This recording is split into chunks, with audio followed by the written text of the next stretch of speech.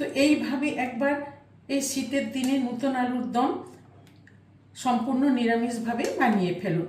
এটি খেতে দুর্দান্ত স্বাদের হয়।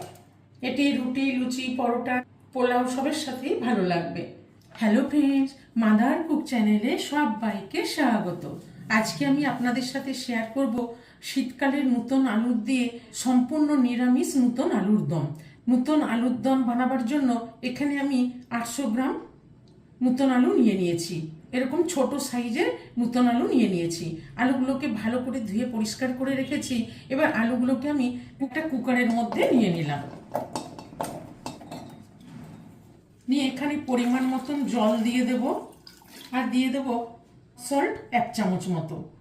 যে কোনো নিরামিষ দিনে এই আলুর দমটি বানিয়ে নিতে পারবেন। এবার আমি ঢাকনাটা পরিয়ে কুকারে হাই ফ্লেমে রেখে একটা সিটি দিয়ে দেবো। ততক্ষণে আমি মশলাগুলো রেডি করে নেব। তো মশলাগুলো রেডি করার জন্য এখানে একটা আমি বাটি নিয়ে নিয়েছি। এর মধ্যে দিয়ে দেবো 1 চামচ জিরের গুঁড়ো, 1 চামচ ধনের গুঁড়ো।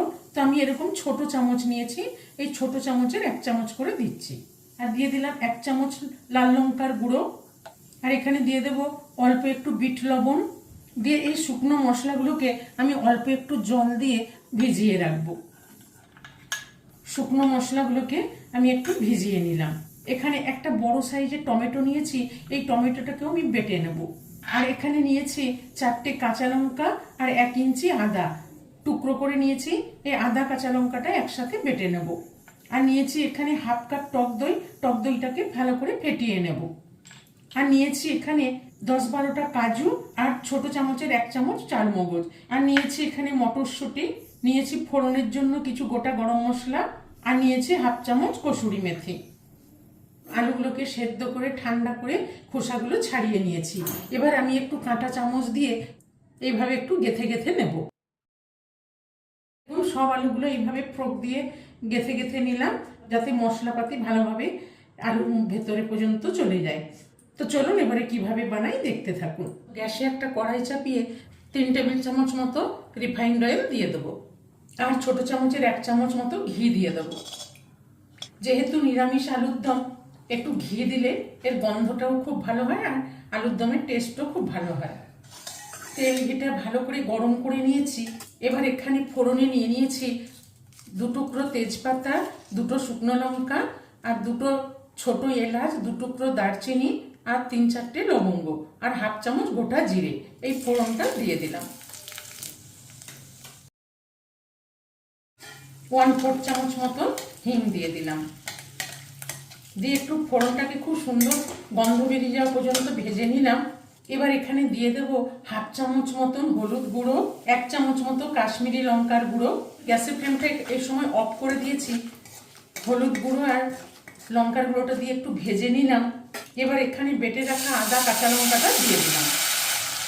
আদা কাঁচা লঙ্কা বাটাটা দিয়ে কাঁচা গন্ধটা চলে যাওয়া পর্যন্ত একটু ভেজে নিলাম। এবার এখানে যে জিরে, ধনে আর লঙ্কার গুঁড়ো দিয়ে ভিজিয়ে রেখেছিলাম, এই মশলাটা এখানে দিয়ে দিলাম। এবার আমি গ্যাসের ফ্লেমটা অন করে দেবো। লো করে রেখে মশলাটা দিয়েও একটু ভালো করে কষিয়ে নেব। মশলাটা দিয়েও একটু ভেজে নিলাম। এবার এখানে টমেটোটা যে পিউরি করে রেখেছি, এই টমেটো বাটাটা দিয়ে দিলাম। দিয়ে ভালো করে গ্যাসের ফ্লেমটা লো টু মিডিয়ামে রেখে কষিয়ে নেব। টমেটো বাটাটা দিয়েও দেখুন ভালো করে কষিয়ে নিলাম, একদম তেল বেরিয়ে গেছে। এবার এখানে সব বাটি ধোয়া একটু জল রেখেছি, অল্প একটু জল দিয়ে দেবো। অল্প একটু জল দিয়ে দিলাম এই কারণে যে এখানে যে দইটা ফেটিয়ে রেখেছি হাফ কাপ দই, সেই দইটা দিয়ে দেবো, যাতে দইটা না ভালো ফেটে যায়। সেই জন্য আমি এখানে একটু জল দিয়ে দিলাম। দইটা দিয়েও একটু ভালো করে কষিয়ে নিলাম। এবার এখানে যে কাজু আর চারমগজটা বেটে রেখেছি, এই কাজু চারমগজ বাটাটাও দিয়ে দেবো। এখানে সব বাটা মশলা দিয়ে দিলাম। দিয়ে এবার ভালো করে নেড়ে মিশিয়ে নেব। এবার এখানে দিয়ে দেবো স্বাদ মতো লবণ। আমি যেহেতু আলুতে লবণ দিয়ে সেদ্ধ করেছি, সেই জন্য এখানে পরিমাণ মতো লবণ দিয়ে দিলাম। আর দিয়ে দেবো 1 চামচ চিনি। যেহেতু টক দই আর টমেটো দিয়েছি, সেই জন্য এখানে 1 চামচ চিনি দিয়ে দিলাম। আর দিয়ে দেবো এখানে যে মটরশুঁটি নিয়েছি, এই মটরশুঁটিগুলো দিয়ে দিলাম। দিয়ে এবার ভালো করে মশলার সাথে আমি কষিয়ে নেব। দিয়ে একটু ঢেকে দিলাম। ঢাকা দিয়ে দিয়ে কিছুক্ষণ নেড়ে নেড়ে মশলাটাকে ভালো করে কষিয়ে নিলাম। দেখেই বুঝতে পারছেন মশলাটা কত সুন্দর কষানো হয়ে গেছে, উপরে তেল ভেসে উঠেছে আর কালারটা কি দারুণ এসেছে দেখুন। দিয়ে একটু ভালো করে নেড়ে মিশিয়ে নেব। ভালো করে নেড়ে মিশিয়ে নিলাম। এবার এখানে সেদ্ধ আলুগুলো দিয়ে দেবো। আপনারা চাইলে আলুগুলো আগে ভেজেও নিতে পারেন, তবে আজকে আমি আলুগুলো আর ভাজলাম না।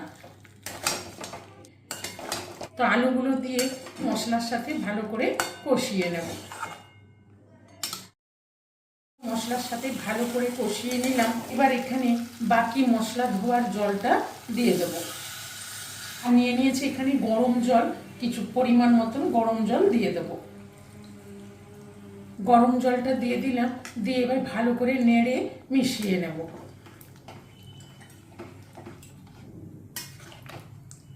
এখানে আমি পরিমাণ মতন জল দিয়ে দিলাম।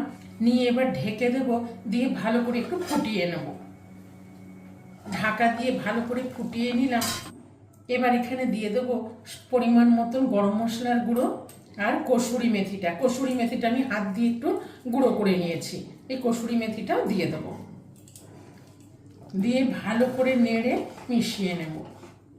এখানে এবার দিয়ে দেবো আরও স্বাদ মতো লবণ, আর স্বাদ মতো আরও 1 চামচ চিনি দিয়ে দিলাম। দিয়ে লবণ মিষ্টিটাও একটু ভালো করে নেড়ে মিশিয়ে নেব। এবার আমি ঢেকে 5 থেকে 7 মিনিট ভালো করে ফুটিয়ে নেব। লো টু মিডিয়ামে রেখে 5-7 মিনিট ভালো করে ফুটিয়ে নিলাম। দেখেই বুঝতে পারছেন কতটা সুন্দর হয়েছে। এবার আমি উপর থেকে একটু ধনেপাতা কুচানো দিয়ে দিলাম। দিয়ে গ্যাসের ফ্লেমটা অফ করে দিলাম। দিয়ে একটু ঢেকে রাখবো। 1 মিনিট পর ঢাকাটা খুলে দেখে নেব। কি দারুণ হয়েছে, একদম গা মাখা মাখা সম্পূর্ণ নিরামিষ নতুন আলুর দম। তো চলুন এবার গরম গরম পরিবেশন করে নেব। এই রেসিপিটি ভালো লাগলে মাদার কুক চ্যানেলটিকে লাইক, শেয়ার এবং সাবস্ক্রাইব করার অনুরোধ রইল। তো এইভাবে একবার এই শীতের দিনে নতুন আলুর দম সম্পূর্ণ নিরামিষভাবে বানিয়ে ফেলুন। এটি খেতে দুর্দান্ত স্বাদের হয়। দেখেই বুঝতে পাচ্ছেন কতটা লোভনীয় হয়েছে